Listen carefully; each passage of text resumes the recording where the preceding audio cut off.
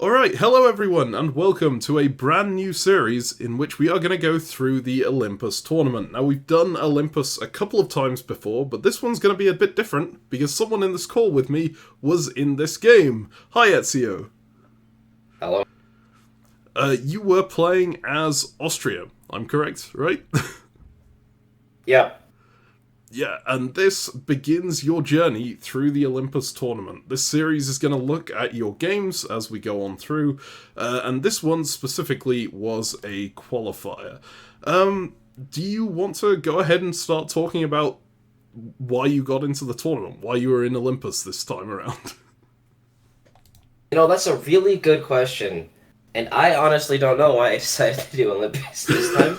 I think it's because the organizer, Grayson, reached out and just asked if he wanted to play. And I figured I should play some tournament diplomacy. It's been a while.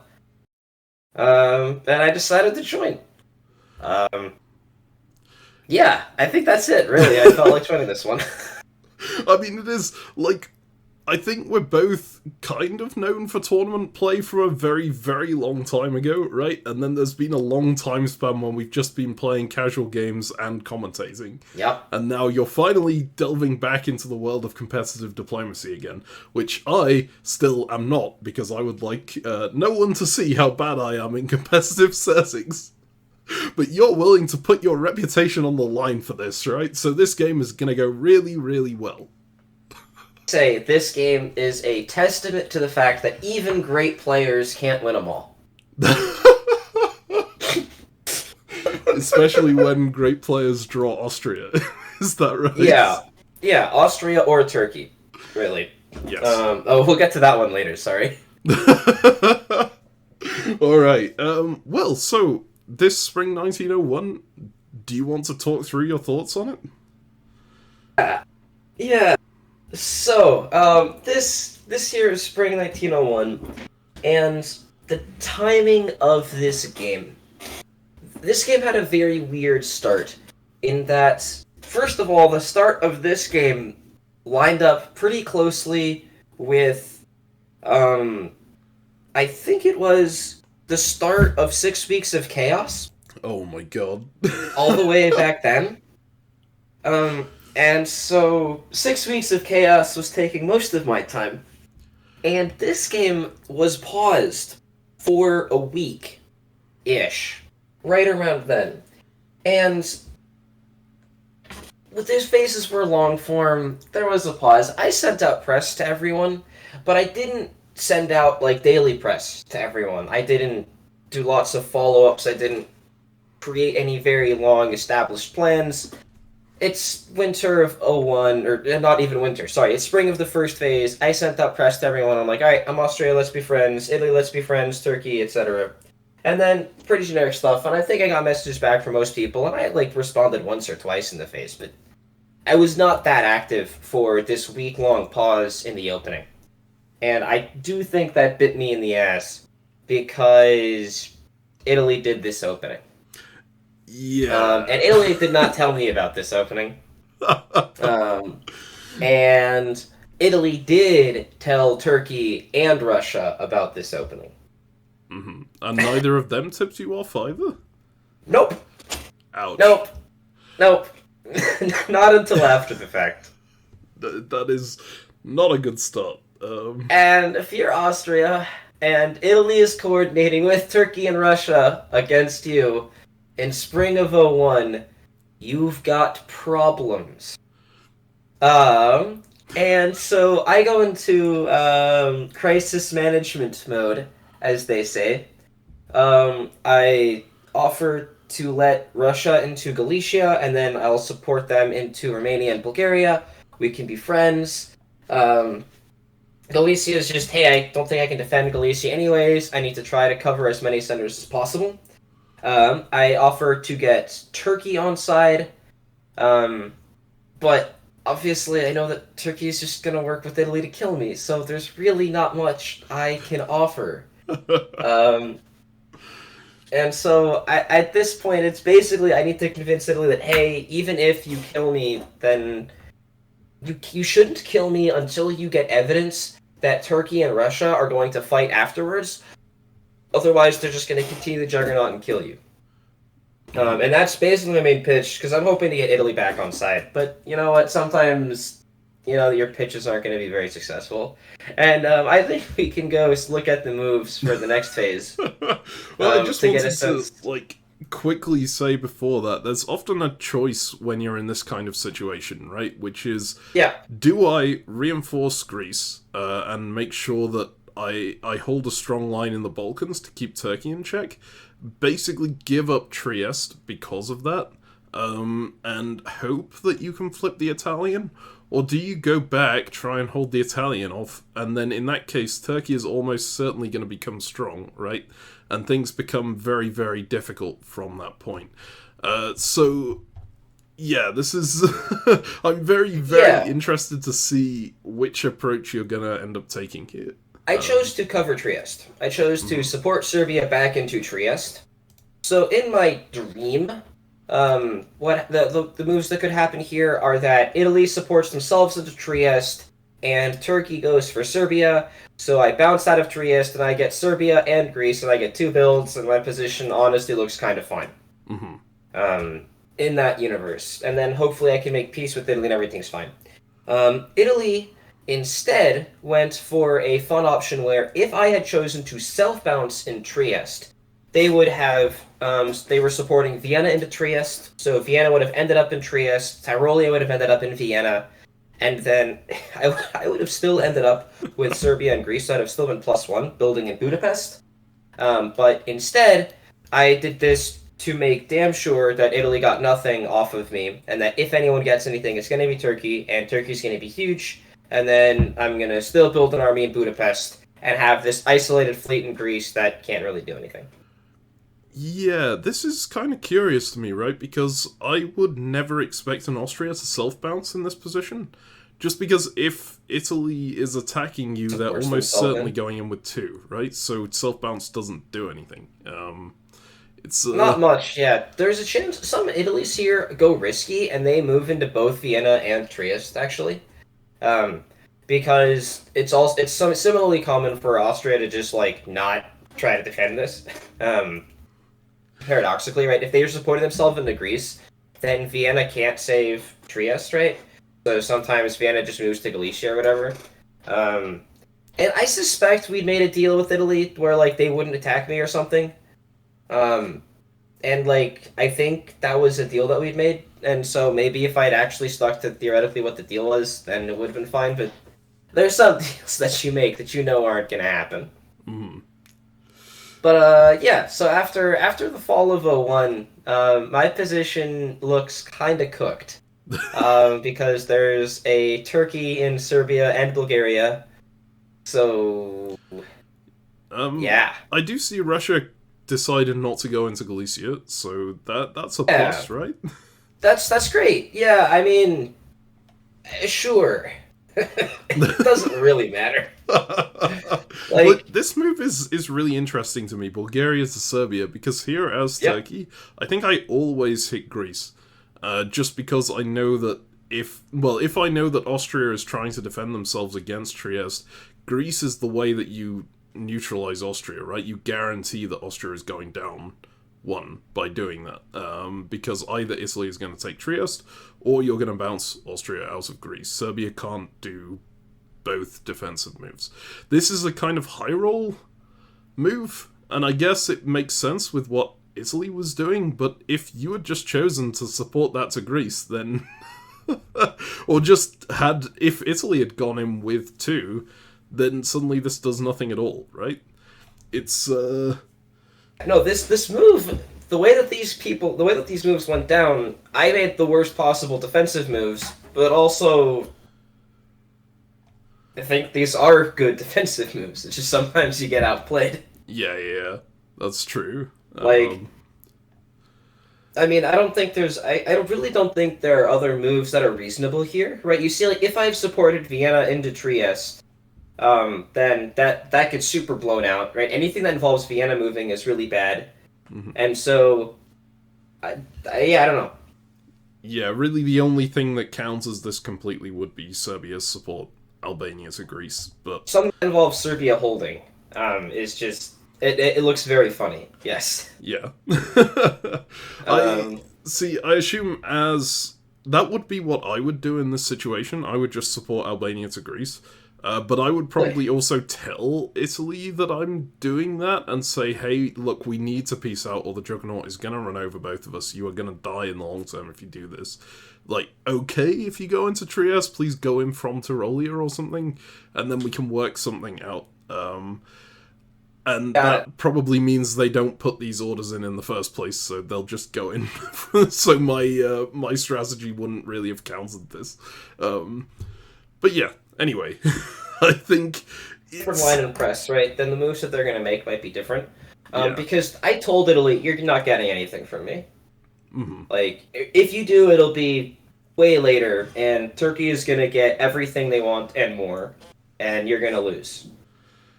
That was my line. Yeah. Which is, I think, a very reasonable line to take when Italy does this against you and you're Austria. Like... Yep. Yeah. Alright. So you're gonna have to rely on the Russian, it looks like, or try and flip someone. Yeah, absolutely. Or try to get France in, but I don't think France is coming to my rescue. I mean, this is a bit painful to see when you're Austria being attacked by an Italy. You kind of want to see this fleet going into Spain's south coast to try and annoy the Italian at least. Yeah, I don't have much time to wait for that fleet to get into Spain's south coast, do I? No. Yep.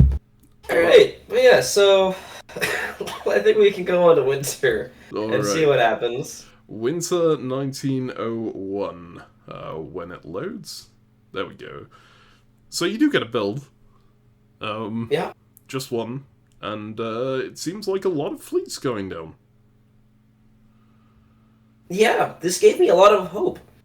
Because when I'm Italy in this position and I see this, the two fleets from Turkey, in the long run, those fleets are kind of going to have to go into Ionian. Right? Let's say my dream happens and Turkey goes and takes Black Sea and starts, and this is, I think, the dream for Italy as well. Because yes, you want to see Austria collapse, but frankly, Austria's collapse is going to happen so quickly at this point, that's not a worry. The worry is what happens once Austria dies. And I want to have some assurance that Turkey doesn't just YOLO into me as Italy. Two fleets makes that really unlikely. So here, I think I actually have a chance because of these builds. And I say, look, Italy, Turkey's already on 5, and they're just getting bigger. We can be friends here. Let's work this out and be okay. And I don't remember if Italy explicitly tells me no, or if it's just clear that that's not going to happen. I mean, it would be bold of them to explicitly say no. It would be, but also...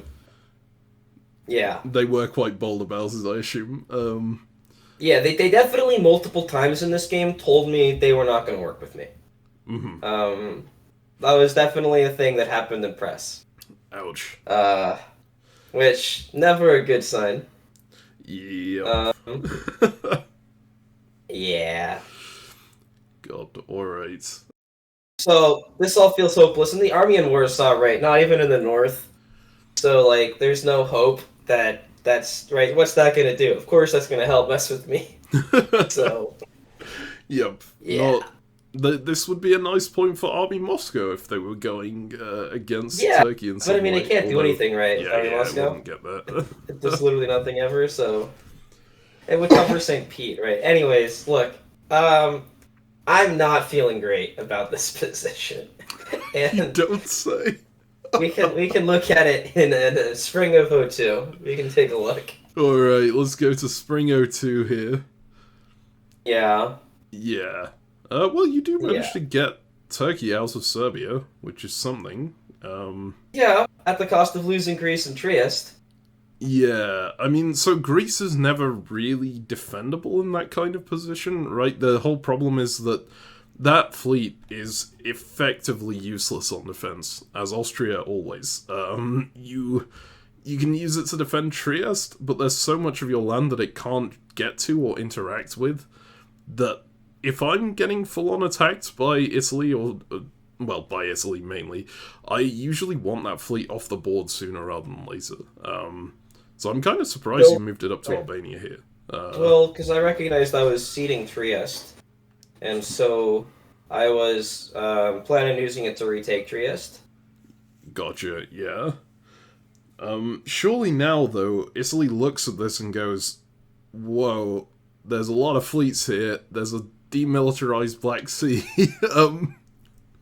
Yes. This is an issue. Surely now Italy realizes that war with me is a bad idea. Surely. Spoiler alert, Italy does not realize that war with me is a bad idea. It's just, I don't know, sometimes it doesn't happen, okay? Sometimes things don't go your way. Oh boy, yeah. Alright, and god, this is, like, even, you would think that slipping into Tyrolia would be nice, but in this situation... It's really bad. Yeah, it's really, really bad, because really there's a need to be retreat in now in Vienna. Trieste. Yeah. Yeah, it's all bad. Ouch. Was this... No, that was not a arranged great move. Okay. Sorry? Which one? Ukraine, Romania, so Romania going into Galicia, I was wondering about, because, like, it looks slightly friendly to you, because at least it's not an army going in here, and this, or, like, that army staying there, and this being supported forwards, right? So then they have to on Budapest. But it's also not immensely friendly to you, given they've demilitarized the Black Sea. Yeah. It's definitely an odd move from Russia. But I think Russia recognizes that the North is going to be a struggle, and they're just hoping for peace. I'm a little surprised tactically that they didn't also bring Ukraine up to Warsaw. Yeah. Given how weak I am, I obviously can't threaten them in Romania, and if they want to go full north, this is a great time for that. But, oh well, maybe they're just going to hit Germany, and maybe they're going to leave me alone forever. Mm-hmm. That'd be amazing. I wonder if they were worried with Ukraine that the Turks might come up against them in Black Sea or Armenia or something. Yeah, I think that was a fair concern, yeah. Yeah. Alright, well, should we just go forward to the fall? Is there anything else you want to say here first?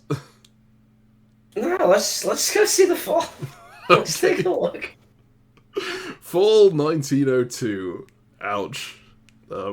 It's my first reaction to this. It's what I say to this.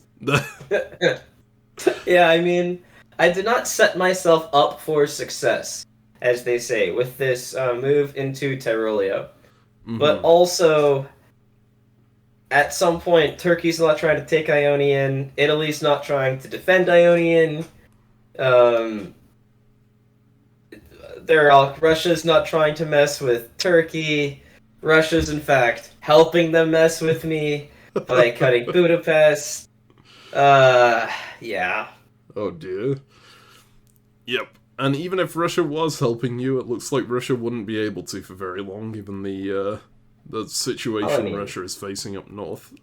They can sack the northern center, but anyways, yeah, I agree. Look, obviously this isn't great, okay? Nothing about this position feels good.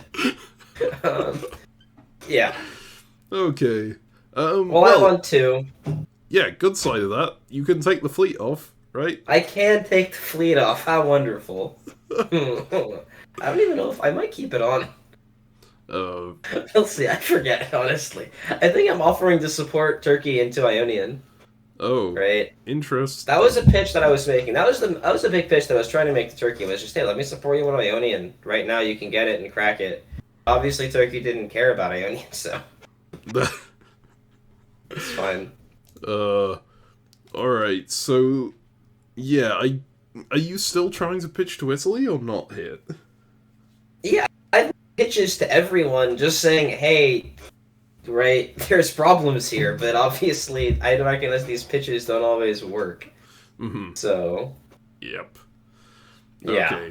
Okay. And yeah, now you've got two Turkish armies on the line. Presumably, one of them is going to push up to Albania, and well, then. See, Well, I've already lost Trieste, so that part doesn't matter too much to me. yeah. The other potential option is that Turkey kind of pivots and goes for the Russian dots here. Yeah. Either of which, I mean, you probably want them to go against the Italians, obviously. Because I think if Italy and Turkey stick together, then even if Turkey doesn't directly help Italy against you, you are eventually Yeah, dead. I'm not going to be able to last with my two armies against Italy here. Yeah. Yeah. Alright. So, shall we go to winter? I would love to see Turkey and Italy fight. Let's Let's go see builds, eh? Okie dokie. Winter 1902. Fleet Rome, Army Smyrna. And you do take the fleet off. So you've got your core of armies here. Yeah. Many in Austria has been in this position. Yep. Not that often to be in this position in Winter 02. But it's also not particularly uncommon. I mean, of all the countries to end up on two centers after 2 years, Austria is certainly one of them. Yes. It can be a really tough country, just being in between everyone. There's not a huge amount you can do defensively if people do just decide, yeah, you're gonna die. This is a power rankings turn. We currently have Austria at the top of the power rankings. Let's put them on the bottom. Closely followed by Germany, actually. We haven't been looking at the West at all, but Germany has also been exploded. Yes, 3 dots over here. It looks like a very strong England-France alliance. I'm curious how you would rank the rest of the powers. I assume Russia next after Germany? Yeah, Russia's next lowest after Germany. Then Italy's lowest after that. Then England, and then Turkey and France are somewhere 1 and 2. I'm not sure exactly which of them are 1 and which one's 2. France is having an amazing game. No enemies except Germany, who's really weak, and England, who's overcommitting to the east, so is very exposed for a stab. Mm-hmm. It's another one of those fun Army Eddie moments. This is a nice one. You might say, hey, Army Eddie looks dumb because it's not a fleet and you can't convoy it anywhere. But that's exactly the point. Because you can't convoy it anywhere, it's going to cover Liverpool no matter what. So, it moves to Yorkshire almost every time here, so it makes the convoys scarier. Yeah, you can't just go up into North Atlantic and Mid-Atlantic I mean, you can. Yeah, it's very funny, because you can just do that, because they're moving down to Yorkshire, and then you convoy into Clyde, and they're still cooked. But, either way, yeah, it's like France and Turkey, they're both having amazing games, both of them can easily top. Mm-hmm. And I don't think anyone else... Like, England can maybe top if France goes south, right? If France pushes into the south, into Italy right now, then England can top. But if France doesn't do that, then England's gonna lose. So, like, it's really who's gonna win, Turkey or France at this point. And as sad as it is to say that in the first year of the game, like, that's what's gonna happen. Yeah, so you didn't differentiate between Turkey and France there, but I have, because... yeah, that's your job. Because France has the France bonus, right? And that... Sure, yeah, it is the France bonus, that's fair. And I mean, because Italy didn't... or because Turkey didn't crack Ionian previously, there is a chance that there's a wintergreen and that Italy and Russia can maybe try to do something to get Turkey, but Russia's a little too weak for that, so I don't think that's likely. Yeah, actually looking at the board, I would probably go with Turkey over France, just because I think England can fight back better than the other powers. At least, the impression that I've been getting from Italy here is that Italy is not going to go anti-Turkey, so Turkey has a pretty solid... it's Turkey, right? Turkey's on 6 centers after 2 years, right? That's huge. Yeah. Okay, France is I think, on 7. Yeah, I don't know. Again, like I said, the two of them are they're both doing incredibly well. It'll be fine. Yes. Good news is, we don't have to worry for too much longer about the specifics of the power rankings. Let's go see spring, shall we? When you're Austria in this position, you are not thinking about the power rankings all that much. Okay. Because look at this! What is happening? Everyone on the board has just decided, hey, it's time for Austria to die. Yeah, he lived a good life. Sometimes you gotta get rid of him. I'm like, Uh, yeah. I particularly like Russia supporting Turkey up. While Turkey built this army in Smyrna, which is like definitely attacking Russia. yeah, I would have Um, expected it to go here, but I this would have expected it to also... go there, but the convoy to Bulgaria works similarly effectively, given that they're getting supported up into Budapest. Like, Mm-hmm. now they've just got 3 on Romania.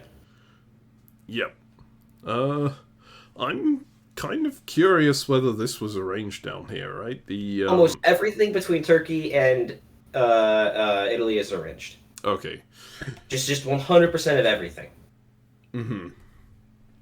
Because obviously, if Italy wanted to go hard against France, there's much better moves here. They can go up to Tuscany and into Tyrrhenian and Tunis, but obviously that leaves Absolutely. their backline so open. Taking the Yep. trade is definitely better for them. Yep. Yeah, were you just hoping to block a Tyrolean move here? Were you aware that Budapest was gonna die?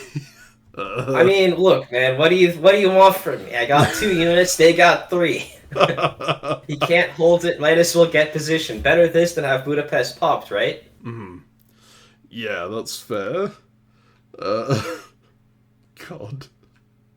And so this reminds me so much of so there's this board game review channel called The Dice Tower, which is an excellent review channel. It's been going for a very, very, very long time. And they have a series called Every Game is Awesome, where they talk about specific, like, famous games. And their diplomacy episode, they've got 2 people on there. One of them is, like, the main host of Dice Tower, and the other is a guy who really likes diplomacy, who also works at Dice Tower. And the guy who hosts Dice Tower really doesn't like diplomacy, so that entire episode is just them arguing about it. But the main thing that he brings up about why he doesn't like diplomacy is that you can have people effectively eliminated from the start of the game just because their neighbors all go, hey, let's work together and kill this person, and then that person goes to the neighbors and goes, hey, what can I do to stop this? And they just go, nope, nothing. You're gonna die. And you're gonna die very slowly over the course of about 2 hours. I think in your case it's actually gonna be a bit faster than that, looking at this, but... Pretty fast, but it's still taking a couple of weeks real time, right? Like, yeah. There's these games are not absolutely quick. nothing you can do. Like, this kind of situation is so tilting sometimes. I'm curious whether you were extremely tilted by this, or whether you just, like, checked out after everyone attacked. Yeah, I'm pretty checked out. I was very unimpressed with Italy's play this game. Frankly, this is like I think this is a. I don't think Italy had any chance to win this game before they started the game, because you can't play like this is Italy and win, in my opinion. This is just not a winning line at any point. You can't work with Turkey when Turkey's playing like this, and Turkey's so big. And then you can't let them into Budapest, right? Like, this just... How do you win this game? So that part was tilting. Because, hey, other people are costing themselves the chance to win at my expense. Yeah, I mean, so you also have to think about this in the context of it is a tournament qualifier, right? So this isn't... You aren't required to win this game. You can True. just work off of goodwill, and you can also try and keep your head a bit under the radar so that you don't come out at the top of the qualifiers, but you're still in a qualifying position. I remember Yeah, when I I mean- played in, like, I think it was the first ODC, I did really well on my first qualifying board, and I was really pumped at the time because it was one of my first proper tournaments. And then it got down to 3 people left, and the other 2 people just decided, okay, we're going to eliminate you and go to a 17-17, even though one of them could have taken the solo the entire time. I was just like, what are you doing? But it worked out for them because they ended up both qualifying for the next round and then working together in the next round. So sometimes people have, like, cross game considerations, as much as that hurts to say in situations like this. it can be There's very something said tilting. for that. And like the 17-17 draw is that it still feels crazy, but at least they're both getting a top. They're both getting a very strong result. Mm-hmm. Italy in this sport is not going to get a good result. Yeah, I don't know. If they go very hard into France and Turkey is like 100% trustworthy and doesn't attack them at all, then maybe it can work Sure. out. I don't know if they've got a correct read on that or not. It's a very, very risky read to make to say, I'm going to put my entire game in the hands of this other person and hope that they're trustworthy enough after knowing them for, what, a week and a half. If you're doing that, at least you should be the one getting more out of it. Right? If you're going to make one of those greedy plays where you say, if this person stabs me, I just lose, I could see that if they had moved super aggressively into France here. Right? If they'd moved, like, as you'd suggested, into, like, Tyrrhenian Sea and Tuscany and Piedmont type stuff. Yeah. Right? If they had done that, then I would be super okay with it. Because, yeah, you're making a read that Turkey's not going to stab. It's an aggressive read. But, like, at least if they don't stab, you can win. Right? You can get a lot of builds from France. You can maybe make them play against Turkey later. Like, you're stopping France from winning. You're at least doing something. As opposed to propping Turkey up to make them absolutely huge when Russia's too weak to do anything about them. And so you're just going to have this huge Turkey in the corner for the entire game. Mm-hmm. Yeah. So, obviously I was tilted, but I've lost games before, and at this point I'm all in the, hey, let's help Turkey win, so I'm sure I'm trying to tap tap Venice here and say, hey, you can just take Trieste if you want it. Shall we go ahead and see? Yeah, let's go see it. So, full 1903. In fact, yeah, you do try and support them into Trieste and tap Venice, and they go, nope. I'm just going to support Russia into the third one of your centres. And the worst thing about this is they're doing this while taking Romania from Russia in the south. Sure.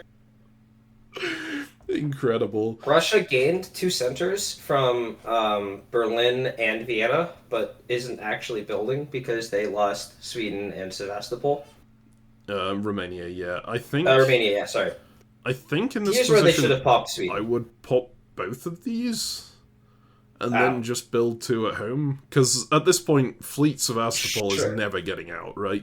You may as well have armies here and hope you can... Also, if you want to get Turkey outside, you need to have something to help them out, and Fleet Sev is going to help. Yeah, if you're trying to get Italy on side, or... Is it... Like, Fleet Sevastopol is not going to help Turkey, right? Get Italy outside against Turkey. Oh, yeah, yeah. Yeah, definitely popping Sweden and putting an army in Moscow, I agree with that. Gotcha, yeah.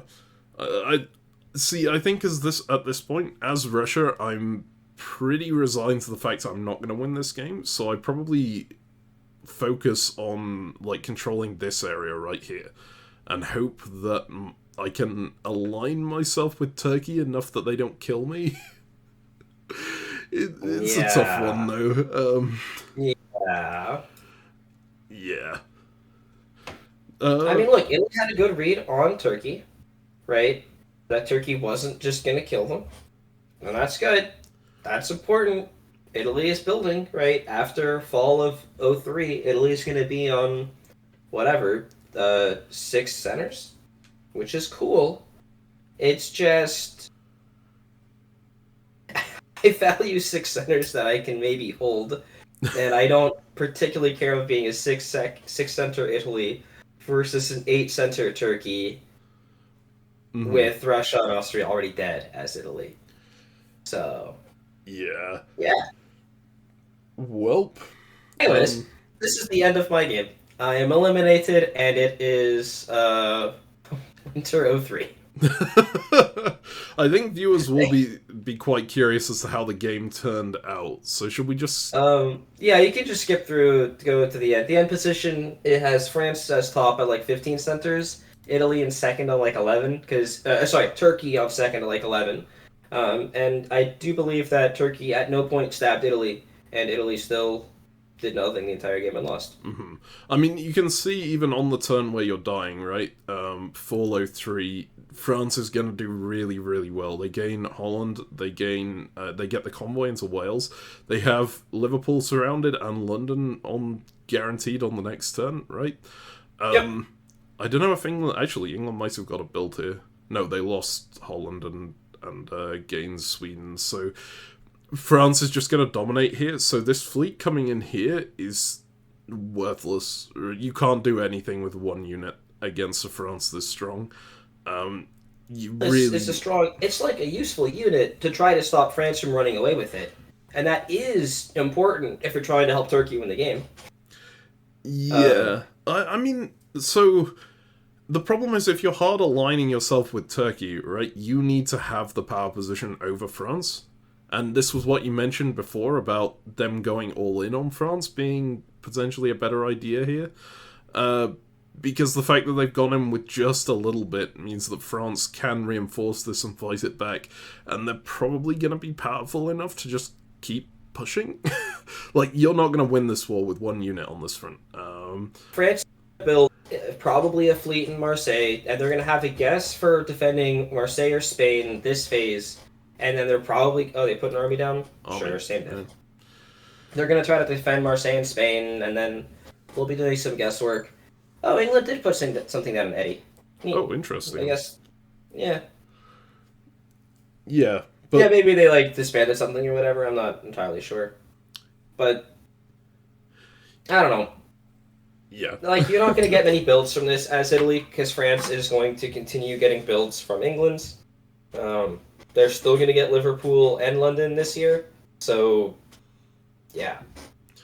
Yeah. Yep. And of course, yeah, this goes to this final situation, which I think actually is drawn before it times out, because it goes to 1910, is it? Yeah, it's only the spring.